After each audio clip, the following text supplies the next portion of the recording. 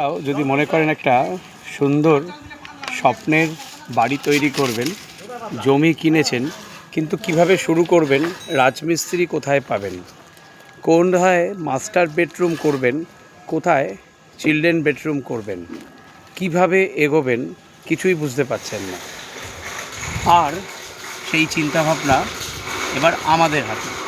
আমরা একটি চিলড্রেন বেডরুমকে কীভাবে সাজাবো, আপনার লিভিং অ্যান্ড ডাইনিং রুম কীভাবে কোথায় কী ডিজাইন করব, সবগুলি কিন্তু আমরা এইভাবে একটা ডিজাইন করে নিয়েছি আমাদের দক্ষ ফিটারদের মাধ্যমে।